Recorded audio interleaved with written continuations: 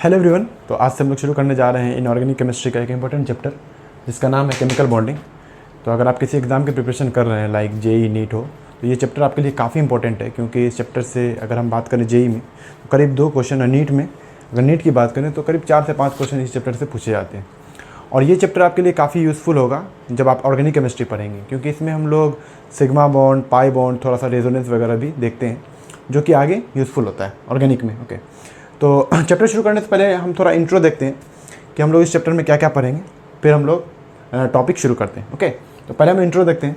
तो इस चैप्टर में पहले पढ़ेंगे क्या, bond and types of bond. तो पूरी केमिकल बॉन्डिंग में बेसिकली हमने पढ़ना क्या है, बॉन्ड के बारे में पढ़ना है। जो केमिकल बॉन्ड होता है, केमिकल बॉन्ड लाइक कोवलेंट हो गया, आयनिक हो गया, मेटालिक हो गया, हाइड्रोजन बॉन्ड हो गया, तो इसी के बारे में स्टडी करना है।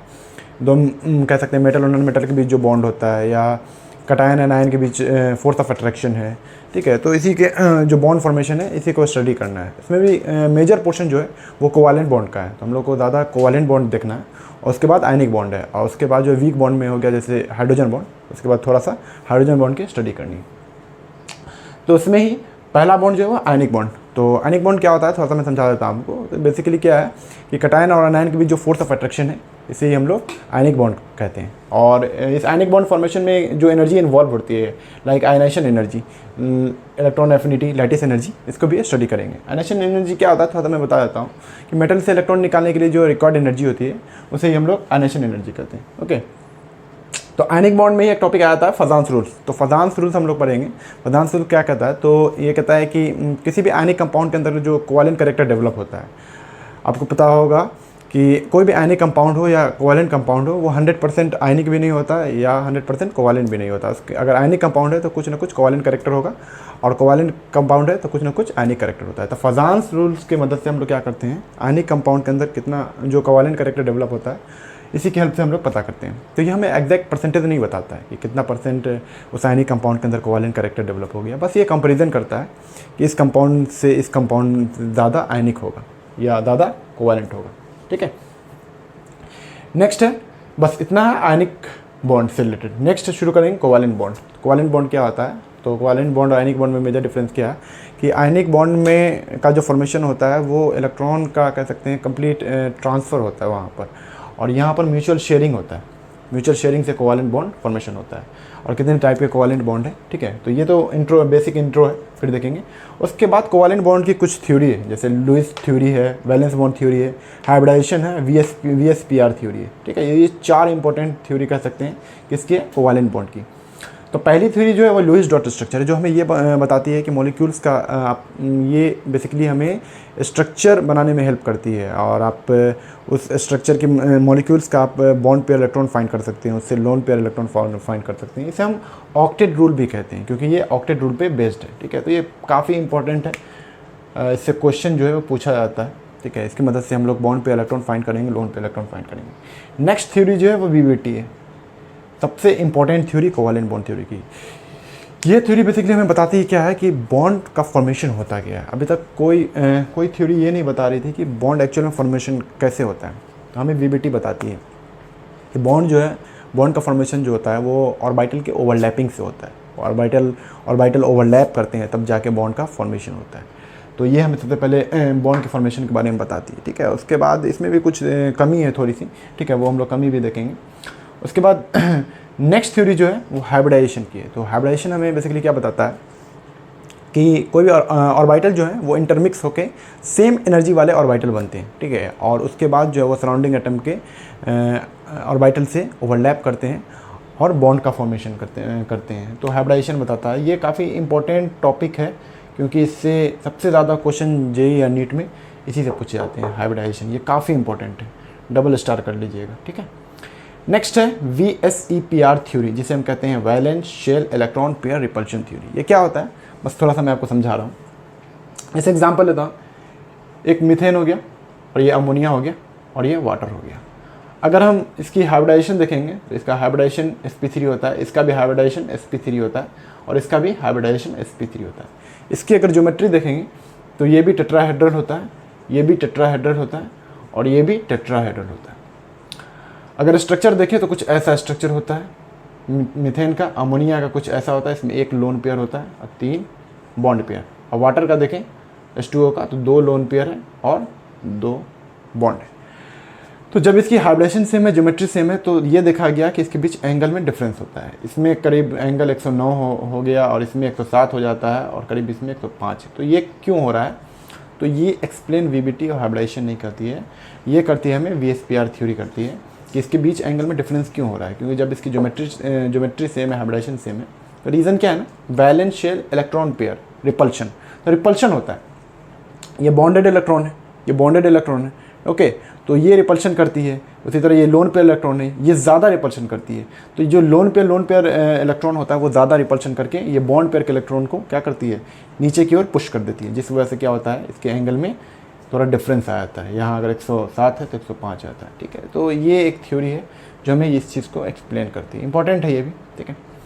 नेक्स्ट है MOT, मॉलिक्यूलर ऑर्बिटल थ्योरी। अब तक हम लोगों ने एटॉमिक ऑर्बिटल देखा था, अब हम लोग देखेंगे कि मॉलिक्यूल्स के अंदर भी ऑर्बिटल प्रेजेंट होते हैं। लाइक मैं समझाता हूँ आपको, जैसे O2, ठीक है।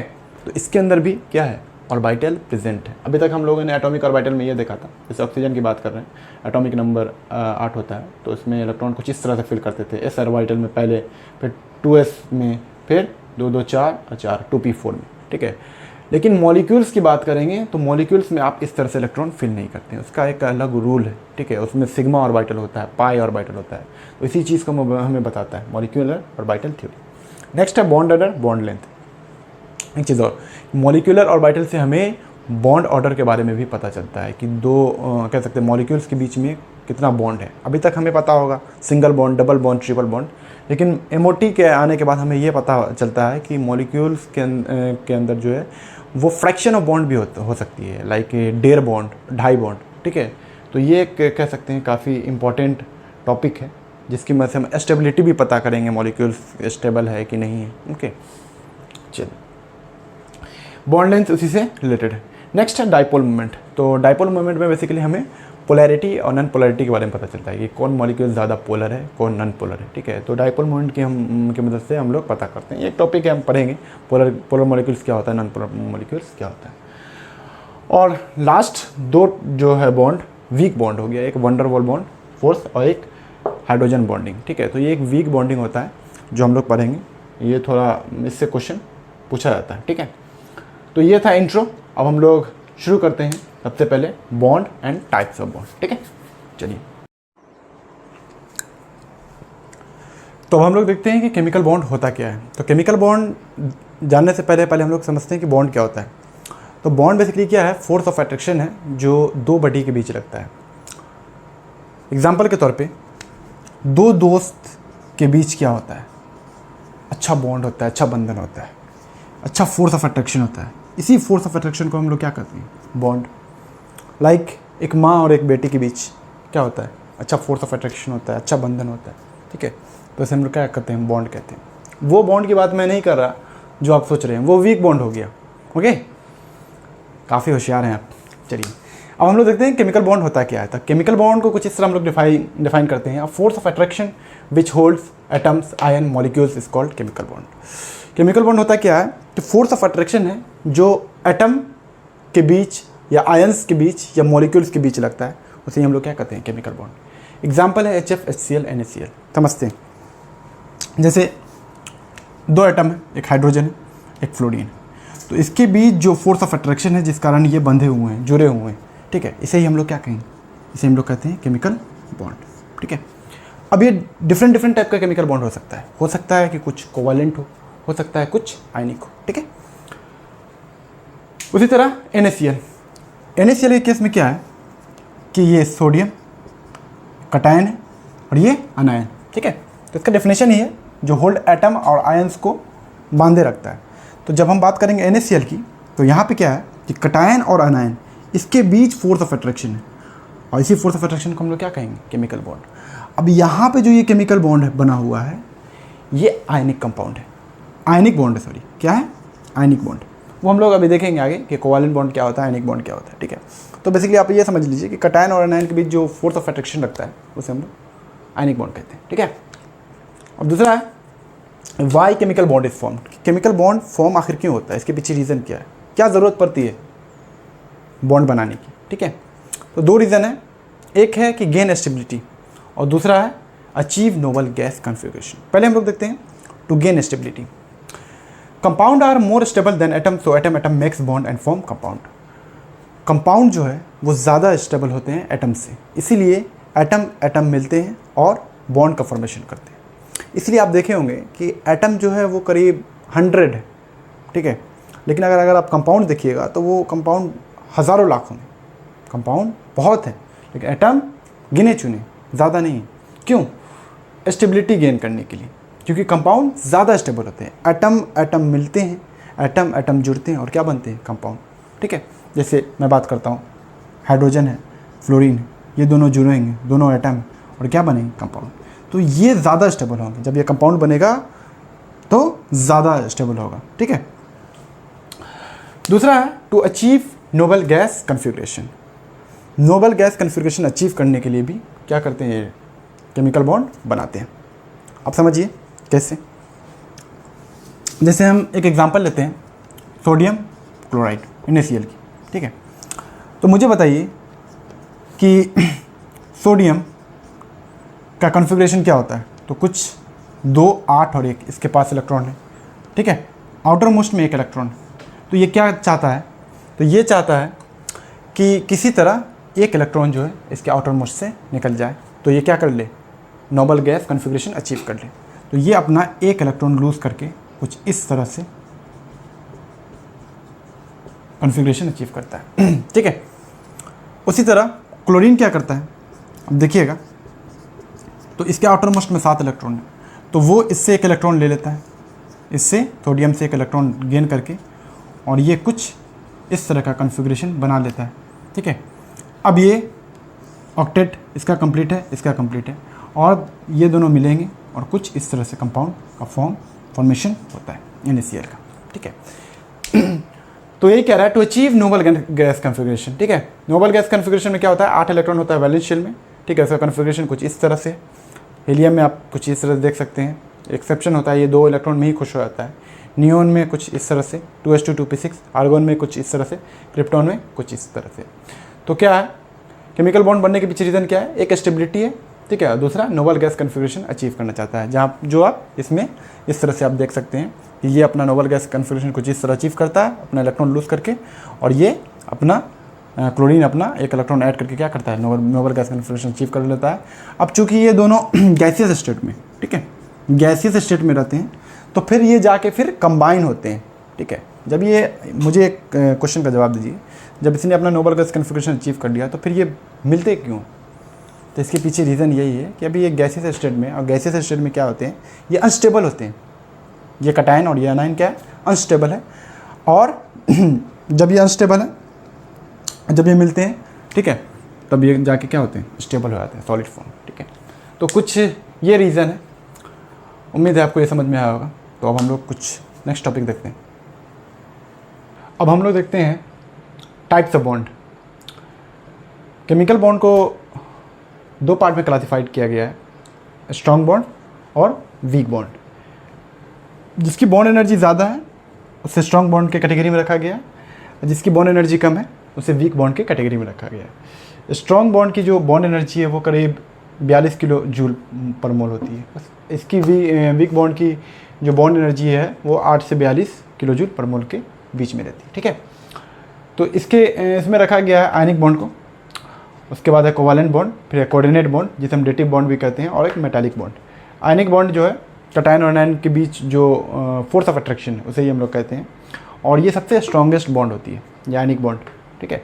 उसके बाद कोवालेंट बॉन्ड है, और कोऑर्डिनेट है, फिर मेटालिक है जो मेटल के बीच लगता है। वीक बॉन्ड में क्या आता है? तो एक हाइड्रोजन बॉन्ड होता है। तो हम लोग देखेंगे हाइड्रोजन बॉन्ड क्या होता है, कि हाइड्रोजन जो है वो मोस्ट इलेक्ट्रोनेगेटिव एलिमेंट जो होता है, फ्लोरीन, ऑक्सीजन और नाइट्रोजन, उसके साथ जो है बॉन्ड बनाता है, तो उसे हम लोग हाइड्रोजन बॉन्ड कहते हैं। और एक होता है वंडरवॉल बॉन्ड, ठीक है। थोड़ा सा हम लोग देख लेते हैं आयनिक बॉन्ड और कोवालेंट बॉन्ड, क्योंकि मेजर पोर्शन जो है पूरे केमिकल बॉन्ड का यही है, इसी 2 को आपको पढ़ना है। उसमें सबसे ज़्यादा कोवालेंट बॉन्ड का पोर्शन ज़्यादा है। तो थोड़ा सा हम लोग समझते हैं कि आयनिक बॉन्ड क्या होता है और कोवालेंट बॉन्ड शुरू क्या होता है, फिर हम लोग आयनिक बॉन्ड शुरू करेंगे, ठीक है। तो आयनिक बॉन्ड क्या है ना, कि कटायन और एनायन के बीच जो फोर्स ऑफ अट्रैक्शन है उसे ही हम लोग आयनिक बॉन्ड कहते हैं। एग्जाम्पल के तौर पे हम NaCl ले लेते हैं। इसमें क्या होता है कि एक सोडियम है, क्लोरीन, कटायन और एनायन, तो इसके बीच जो फोर्स ऑफ अट्रैक्शन होता है ना, फोर्स ऑफ अट्रैक्शन जो इसको बांधे हुए रखता है, इसे ही हम लोग क्या कहते हैं, आयनिक बॉन्ड कहते हैं। एक्चुअली में आयनिक बॉन्ड कुछ होता नहीं है, बस क्या है, ये फोर्स ऑफ अट्रैक्शन है। इसे हम लोग कहते हैं इलेक्ट्रोस्टैटिक फोर्स ऑफ अट्रैक्शन, क्योंकि चार्ज पार्टिकल पे लगता है, पार्टिकल पे लगता है। जब आप क्लास 12th में जाइएगा तो आप पढ़िएगा इलेक्ट्रोस्टैटिक्स में कि चार्ज के बीच में जो है वो फोर्स ऑफ अट्रैक्शन लगता है, तो जिसे हम लोग क्या कहते हैं, इलेक्ट्रोस्टैटिक फोर्स ऑफ अट्रैक्शन, और ये काफ़ी स्ट्रॉन्गेस्ट होता है। ठीक है, तो इसीलिए हम NaCl कह सकते हैं कि आयनिक बॉन्ड जो है वो काफ़ी स्ट्रॉन्गर होता है। इसमें क्या होता है ना कि कंप्लीट ट्रांसफर ऑफ इलेक्ट्रॉन होता है। जैसे सोडियम है, तो सोडियम का एक इलेक्ट्रॉन यहाँ से कहाँ, क्लोरीन के पास, ये कुछ इस तरह से ये एक इलेक्ट्रॉन अपना इसे दे देता है, और ये Na+ और ये Cl-, तो दोनों का ऑक्टेट कंप्लीट हो जाता है। ये भी अपना एक इलेक्ट्रॉन लूज़ करके क्या कर लेता है, 2 8, और ये अपना एक इलेक्ट्रॉन ऐड करके कुछ 2 8 8। ठीक है, उसके बाद ये आपस में जाके जुड़ते हैं और ये कंपाउंड फॉर्म होता है NaCl। ठीक है, तो इस केस में क्या है ना कि कंप्लीट ट्रांसफर ऑफ इलेक्ट्रॉन हो रहा है। ठीक है, लेकिन जब बात हम करेंगे कोवैलेंट बॉन्ड की, तो वहाँ पे क्या है कि म्यूचुअल शेयरिंग ऑफ इलेक्ट्रॉन होता है। एग्जांपल से समझते हैं, जैसे HCl की बात करते हैं, तो मुझे बताइए हाइड्रोजन के आउटर मोस्ट में कितने इलेक्ट्रॉन, 1। ठीक है, क्लोरीन में बताइए तो 2 4 6 7 होता है। ठीक है, हाइड्रोजन को कुछ क्रॉस से दिखाते हैं, इसको डॉट से। अब क्या है कि हाइड्रोजन को एक बॉन्ड की ज़रूरत है, क्योंकि हाइड्रोजन जो है उसे 2 इलेक्ट्रॉन चाहिए। ठीक है, तो ये कुछ क्लोरीन से लेता है इसे, तो ये इसका 2 कंप्लीट हो गया। हाइड्रोजन एक्सेप्शन है, ये 2 इलेक्ट्रॉन में ही खुश हो जाता है। ठीक है, क्लोरीन को कितना, 8 चाहिए, तो इसके पास कितना है, 7 आउटर मोस्ट में, तो ये किससे लेगा, ये हाइड्रोजन से ये शेयर करता है। तो देखिए यहाँ पे शेयरिंग हो रहा है कि नहीं, शेयरिंग हो रहा है। कितने कितने इलेक्ट्रॉन का शेयरिंग हो रहा है, एक इलेक्ट्रॉन का शेयरिंग होता है। तो यही शेयरिंग कोवैलेंट बॉन्ड में क्या होता है कि इलेक्ट्रॉन की शेयरिंग होती है। ठीक है, और आयनिक बॉन्ड में क्या होता है कि इलेक्ट्रॉन का कंप्लीट ट्रांसफर होता है। अब ये यहाँ पर जितना इलेक्ट्रॉन शेयर होगा उतना बॉन्डेड कह सकते हैं, उतना बॉन्ड फॉर्मेशन होगा। अगर एक पेयर शेयर हो रहा है 1 2, तो एक बॉन्ड बनेगा। इसी तरह मान लीजिए अगर 4 शेयर होता तो 2 बॉन्ड बनता, बीच में डबल बॉन्ड रहता है। ठीक है, तो ये एक टॉपिक है कोवैलेंट बॉन्ड में, वो हम लोग पढ़ेंगे। तो यही डिफरेंस है आयनिक बॉन्ड और कोवैलेंट बॉन्ड में। अब सबसे पहले हम लोग देखेंगे आयनिक बॉन्ड के बारे में। ठीक है, उसके बाद हम लोग कोवैलेंट बॉन्ड देखते हैं। ठीक है।